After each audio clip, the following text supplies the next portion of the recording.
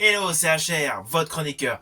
Aujourd'hui, nous sommes le 31 décembre 2023. Bien évidemment, je fais le point sur les séries que j'ai aimées en 2023. Je vais ainsi vous dire mes 10 séries préférées qui ont débuté en 2023. Bien évidemment, il y a pléthore de séries que je suis et que j'aime, mais qui ont débuté avant 2023. Je pense à la série Lupin avec Omar Sy, disponible sur Netflix, mais c'est la 3e saison que nous avons pu voir en 2023. De même que la série Fondation, disponible sur Apple TV+, on en est à la 2e saison. J'affectionne particulièrement cette série SF, mais elle ne fait forcément pas partie de ma sélection de séries pour l'année 2023. De même pour la série Yellowstone, portée par Kevin Costner, disponible sur Paramount+, qui en est à sa 5e saison. Même si j'aime énormément cette série, elle ne fait pas partie de ma sélection pour les séries de 2023. C'est logique, la sélection que j'ai fait des séries de 2023 que je vais vous présenter ont débuté en 2023. Alors ma sélection de séries de 2023 que j'ai particulièrement aimé, je vais vous le présenter sous forme de décompte en commençant par 10. Donc mon choix numéro 10 n'est autre que Fubar. J'ai beaucoup appris en travaillant avec mon père. En le regardant diriger l'équipe, rester calme quoi qu'il arrive. J'ai appris à trancher la gorge à la verticale pour faire saigner plus vite. Il trimballe plus de casseroles qu'une bagnole de jeunes mariés. Tout le monde dans le van, maintenant! Je crois que j'ai merdé. On est sacrément... Alors Fubar est disponible sur Netflix. Alors le pitch de base est le suivant, nous avons un agent secret vieillissant, donc interprété par Arnold Schwarzenegger, qui fait des missions à travers le monde, tout autour du globe, sans savoir que sa fille elle-même travaille également à la CIA. Vous comprenez tout de suite les différents quiproquos qu'il va y avoir. Alors, on va pas se mentir, ce n'est pas la meilleure série de la planète sur le plan scénaristique. L'atout principal de cette série est Schwarzenegger. Lorsqu'on voit Arnold dans cette série, on repense à toute sa filmographie basée essentiellement sur des action movies. Même s'il a fait de bonnes comédies qui ont marché, comme Jumeaux. Mais là, ce n'est pas une série qui se prend au sérieux. Alors oui, il y a beaucoup de séquences invraisemblables. Mais c'est toujours amusant de retrouver Schwarzy, donc pris à mal avec des gars 10 fois plus en forme que lui, 10 fois plus jeunes que lui, et lui avoir le dessus. Et l'autre particularité de l'avoir dans cette série, c'est qu'on retrouve les punchlines classiques qu'a toujours eu Schwarzenegger dans ses films, que ce soit dans Commando, Contra, Double Détente, etc. Et le scénario, qui n'est pas certes très réfléchi, mais il est truculent, car nous avons d'un côté donc l'espion donc qui ne sait pas vieillir, qui est toujours dans le feu de l'action, qui n'arrive pas à gérer donc sa vie familiale, son ex-femme veut reconstruire sa vie, sa fille travaille avec lui, sa fille veut elle-même construire une vie familiale. Il y a beaucoup d'aspects comiques qui gravitent autour de ce thème, mais essentiellement tenu par une prestation d'Arnold Schwarzenegger à contre-emploi par rapport à tout ce qu'il a pu faire de façon sérieuse dans sa filmographie, notamment les Terminator. Ce doux mélange réuni donc dans la série Fubar confère un aspect donc nostalgique des années 80-90 où Arnold Schwarzenegger régnait sur le box-office. C'est pour cela que j'affectionne cette série, mais bien évidemment je l'ai mis en position 10. Maintenant, nous allons passer à mon choix numéro 9. Mon choix numéro 9 est largement plus sérieux. Il a un côté plus obscur, plus ténébreux. Mon choix numéro 9 est un spin-off. C'est le spin-off de la saga The Walking Dead. Il s'agit de Walking Dead Dead City.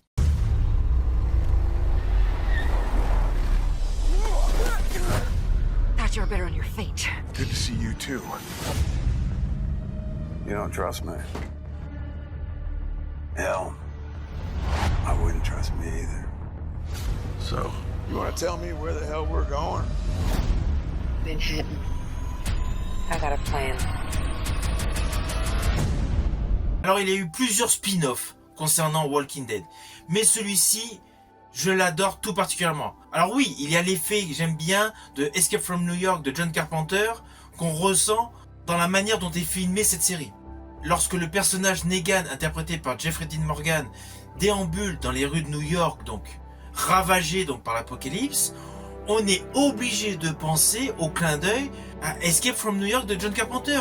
On imagine totalement Kurt Russell interprétant Snake Plissken dans les rues de New York. Étant fan de cinéma, on est obligé de faire ce lien. Et j'estime que l'histoire qui a été écrite autour des personnages de Negan et de Maggie est vraiment innovante par rapport à tout le monde qui gravite autour de la série The Walking Dead. D'ailleurs, concernant la série The Walking Dead DCT, j'ai fait une vidéo pour vous détailler donc tout ce qui a trait autour de cette série et surtout la manière dont elle a été filmée, l'histoire et pas mal de détails sur les effets. Vous pouvez la retrouver bien évidemment sur ma chaîne. Cette série, je l'ai bien aimée, c'est pour ça qu'elle fait partie de mon top 10, mais à la position 9. Maintenant, je vais vous parler de mon choix de série 2023 à la position 8. Il s'agit de la série Citadel. Tout ce que vous savez est un mensonge.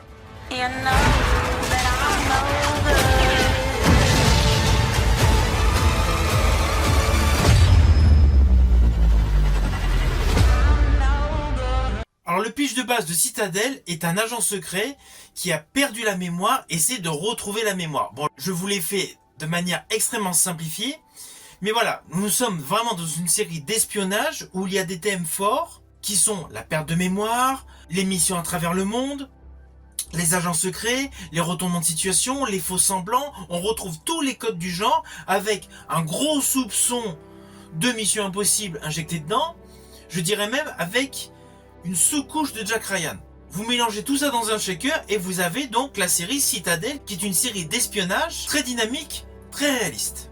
Et surtout avec une très belle photographie. Alors cette série est disponible sur Prime Video. Cette série est extrêmement haletante. À la fin de chaque épisode, on a envie de savoir ce qui va se produire au prochain épisode. Le couple principal d'agents secrets, mais fonctionne à merveille. Alors Richard Madden, qui interprète donc l'agent secret qui a perdu la mémoire, il a une très belle filmographie. Il a notamment joué dernièrement dans Les Éternels. Alors à ses côtés, nous retrouvons en espionne donc redoutable et surtout qui a un passé très ambigu, nous retrouvons Priyanka Chopra qui était ex-Miss Monde et qui a commencé une carrière aux États-Unis au cinéma en 2015. Mais plus récemment, beaucoup d'entre vous ont pu la découvrir en tant qu'actrice dans la série télé Quantico. Ce couple d'espions donc fonctionne à merveille et les scènes d'action sont parfaitement rythmées. Il y a une réelle fluidité entre les plans séquences, entre le jeu des acteurs et les scènes d'action. C'est une série que j'ai bien aimée, c'est une série qui a débuté en 2023, c'est une série qui est à la position 8 dans mon top 10. Maintenant, nous allons passer à la série qui est à la position 7 de mon top 10. Cette série n'est autre que Lioness Special Ops. Si elle parvient à entrer en contact avec la cible, quelle directive a-t-elle reçue? De neutraliser la cible. Monsieur le Président, nous avons une crise en temps réel. La mission avance? On est plus proche que jamais. Prête à sortir des sentiers battus? Prête à faire mon boulot, madame. Si ta couverture est grillée, on ne pourra pas te sauver. Il faudra que tu te sauves toute seule. Opérez discrètement et proprement. Sois extrêmement prudente. La cible, ce sera toi.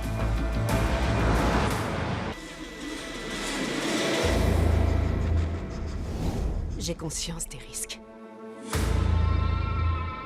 Alors Lioness Special Ops est disponible actuellement sur Paramount+.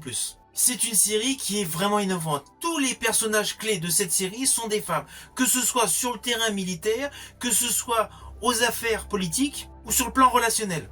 Cette série est essentiellement portée par Zoé Saldana, même si les deux autres femmes autour d'elle ont une dimension hyper importante. Je pense à Leila de Oliveira qui est donc une infiltrée par concours de circonstances, sous les ordres de Zoé Saldana, et dans les bureaux, dans les hautes sphères du pouvoir, nous avons Nicole Kidman. Cette série démontre une dimension toute particulière des missions d'infiltration à l'étranger dans le milieu du terrorisme. Alors cette série est une création de Taylor Sheridan. Taylor Sheridan a créé de nombreuses séries que j'affectionne particulièrement. D'ailleurs dans mon top 10, il y a plusieurs séries créées par Taylor Sheridan. Alors si vous voulez en savoir plus concernant cette série Lioness Special Ops, j'ai fait une vidéo entièrement consacrée à cette série.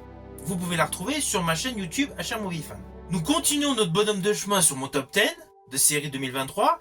Là nous allons à ma position numéro 6. La position 6 est pour la série The Last of Us, une série disponible sur Prime Video.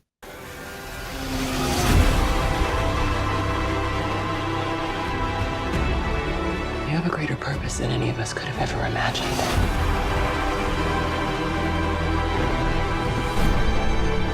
Be careful who you put your faith in.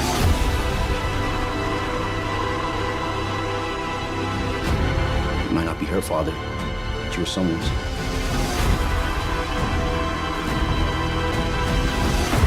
You trust me?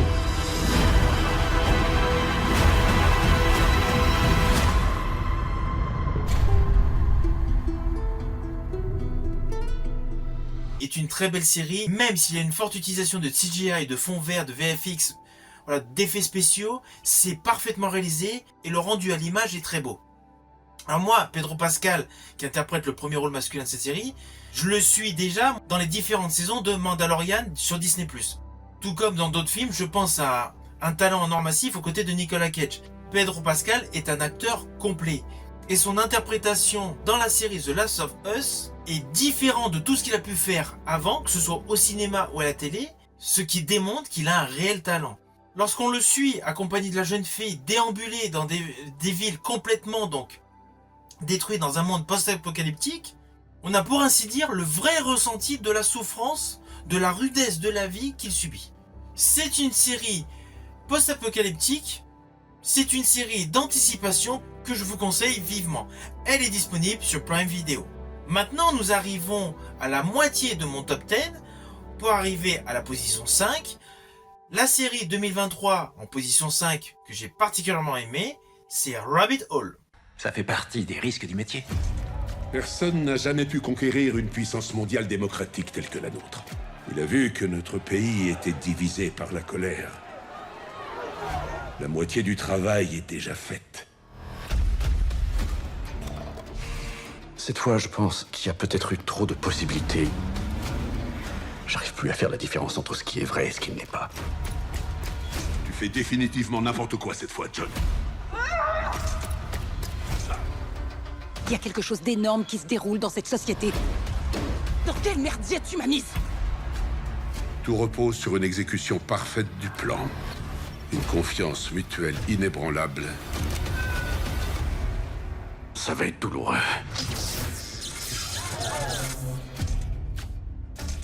Alors cette série Rabbit Hole est disponible sur Paramount+. Cette série, je lui ai consacré une vidéo. Cette vidéo donc va beaucoup plus en détail que ce que je vais faire aujourd'hui donc par rapport à cette série, par rapport bien évidemment à son interprète principal Kiefer Sutherland, l'infatigable Jack Bauer des 24 heures chrono, qui est là dans une série donc haletante où il y a énormément de faux semblants. Les twists sont légion, même au sein d'un même épisode il peut y avoir plusieurs twists. Vous allez être totalement bluffé par ce suspense. Des personnages qui sont morts finalement ne le sont pas, d'autres qui sont apparemment dans le camp des gentils sont peut-être des méchants, puis au final est-ce que c'est quand même des gentils, ainsi de suite. Cette série va complètement vous retourner le cerveau. Cette série a un suspense haletant jusqu'au dernier épisode. Cette série est un chef-d'œuvre pour Paramount+.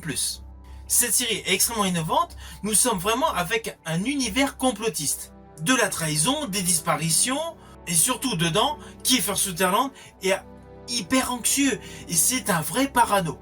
Juste pour le voir jouer cette posture d'homme complètement parano vaut le détour. Et à cela, les différents arcs narratifs de cette série sont excellents. C'est pour cela que cette série est à la position 5 de mon top 10. Maintenant, nous allons passer à mon quatrième choix de mon top 10. Ce quatrième choix est de nouveau une série diffusée sur Paramount+, c'est 1923. This is absolutely wild. You're a hunter. You're famous.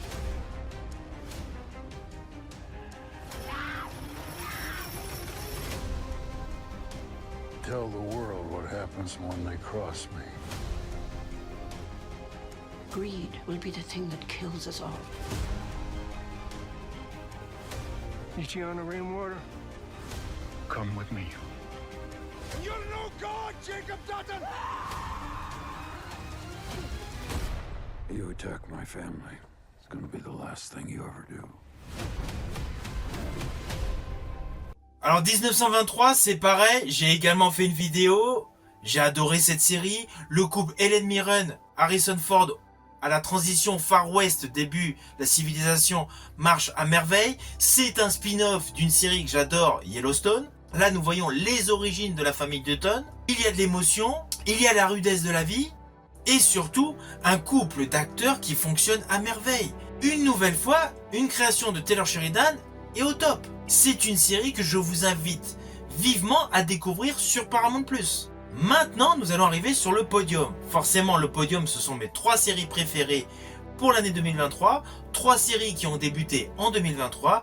À la 3e position, une nouvelle fois, une série disponible sur Paramount+. Une nouvelle fois, une série créée par Taylor Sheridan. Cette série n'est autre que Lomen Bass Reeves. I'm the law of this land. I'm Deputy U.S. Marshal Bass Reeves. And your wicked days are done. Alors cette série, j'avais également fait une chronique au moment de la sortie du trailer. Et prochainement, vous allez découvrir sur ma chaîne HR Movie Fan une vidéo beaucoup plus conséquente concernant donc Lomen Bass Reeves. De ce fait, je ne vais pas m'étaler sur cette série aujourd'hui. Sachez qu'elle raconte l'histoire donc du premier marshal noir américain qui a en plus une particularité assez étonnante. Il a commencé sa vie en tant qu'esclave. Vous imaginez ?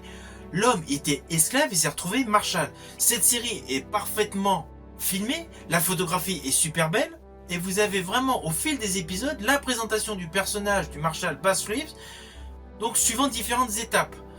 Le moment de sa vie où il est donc dans la rudesse absolue de la vie, il a la construction de son foyer, la naissance de ses enfants, le moment où il devient marshal, ce qu'il se déroule au fur et à mesure de ses missions en tant que marshal.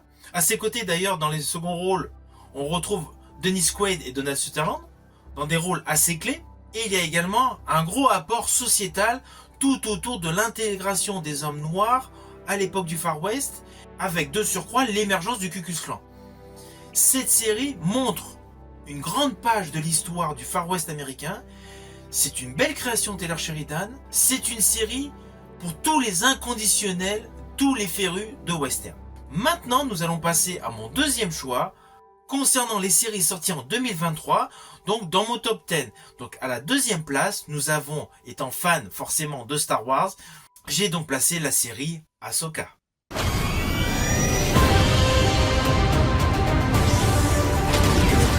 On est parfois obligé de faire notre devoir, sans tenir compte de ce qu'on peut ressentir. Mets ta ceinture.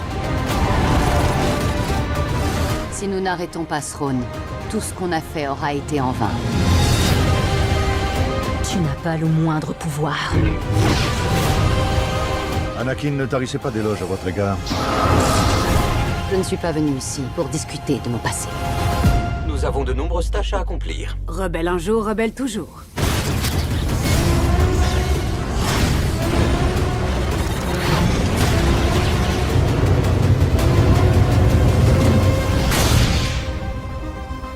Alors évidemment, vous vous doutez, j'ai également fait une chronique sur ma chaîne YouTube HR Movie Fan concernant la série Ahsoka. J'avais même commenté chaque épisode au moment de leur sortie sur Disney+. Alors cette série a beaucoup d'innovation, a beaucoup de qualité. Outre le fait de nous présenter en version live des personnages qui étaient dans la série animée Rebels, avec notamment le Jedi Ezra, il y a une réelle histoire qui se dégage avec de nouveaux personnages qui ont intégré donc le monde de Star Wars. Alors l'amiral Thrawn, forcément, machiavélique, très méchant, colle parfaitement, mais la grosse nouveauté de cette série, c'est de nous avoir présenté des zombies. Et oui, vous avez bien entendu, pour ceux qui n'ont pas vu cette série, dans Ahsoka, donc personnage emblématique de Star Wars, dans sa série, nous avons des zombies. En 2023, des zombies ont incorporé l'univers Star Wars. Et ça, j'estime qu'en termes d'innovation, c'est le top. C'est une grosse plus-value scénaristique à toutes les lignes de script de l'univers Star Wars. L'intronisation des zombies dans l'univers Star Wars est topissime. C'est pour ça que cette série a la position 2 de mon top 10. Alors bien évidemment, vous allez vous dire, le gars il est fan de Star Wars, il n'a pas placé en numéro 1 une série Star Wars. Eh bien oui, ma série préférée pour 2023 n'est pas une série de science-fiction. Pourtant j'affectionne largement le genre. Mais la série 2023 que je place à la première place de mon top 10 n'est autre qu'une création de Taylor Sheridan. Je veux parler de la série 1883. And I believe in our daughter. And that's all.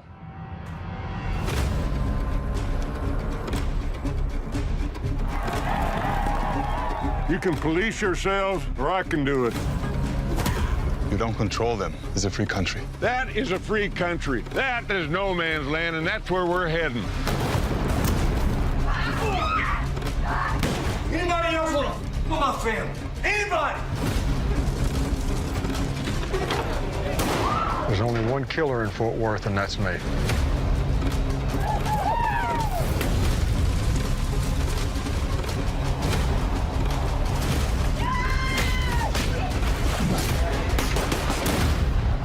Vous vous doutez forcément, au moment où j'ai vu cette série du 183, j'ai également fait une chronique. Où là j'ai détaillé pas mal d'aspects concernant donc cette très belle série, avec en plus des guests hauts en couleur comme Tom Hanks dans l'un des épisodes. Cette série est superbe. Il n'y a pas d'autre mot, cette série est superbe. Les arcs narratifs sont magnifiques. La photographie, les plans séquences, les paysages, tout est parfait. Cette série, je ne vois pas de défaut. Mais je ne vois aucun défaut. Aucun épisode n'a un bémol. Alors, le pitch de base est assez simple. Nous avons une famille d'Américains qui veulent changer de région. Le mari a combattu, a fait la guerre de sécession, et là maintenant il veut ouvrir une ferme et s'installer avec sa femme et ses enfants. C'est le pitch de base. Et en couple vedette de cette série, ce ne sont pas des acteurs habituels. Ce sont des personnes qui ont fait des apparitions des fois à la télé ou au cinéma, mais qui ont essentiellement une carrière de chanteurs de country. Le couple n'est autre que Tim McGraw et Faith Hill. Alors Faith Hill, elle avait fait le générique de fin de Pearl Harbor de Malcolm Bay. Le couple Tim McGraw Faith Hill est criant de vérité en pionnier. Autre rôle très important de cette série, c'est la fille de ce couple. Ils ont 2 enfants, une grande fille et un petit garçon, mais la fille, mais son rôle, mais il est magistral. Leur fille passe par différentes étapes. C'est la jeune adolescente, après qui devient femme, et après il y a énormément d'émotions qui se dégagent par rapport à son jeu, par rapport à son personnage.